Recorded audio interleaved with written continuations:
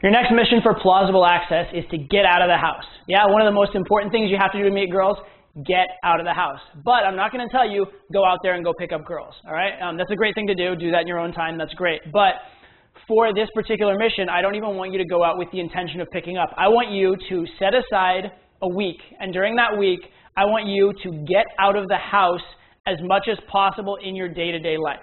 So here are some suggestions of what I'm talking about. Let's say you're in school and normally you do your homework in your dorm room. Instead, go to the student center or the library and do it there where there are other people around. You're going to bump into people on the way to the library, on the way to the student center, on the way from it. You might bump into someone that's sitting next to you. You're going to have just more opportunities to interact with people than you otherwise would. If you normally read a book, go read it in the park instead of in your house. These types of things, okay?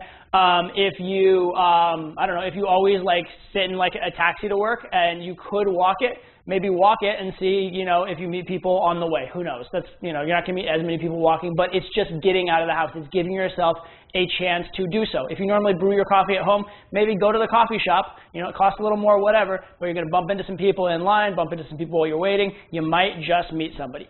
Get yourself out of the house and give yourself that chance for it to happen.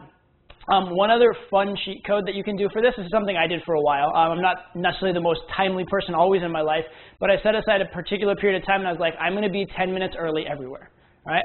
And by being 10 minutes early everywhere, what happened was when I was on my way to and from things, normally I'd be in a rush because I'm always running late, right? Or running just barely on time and I have to get there.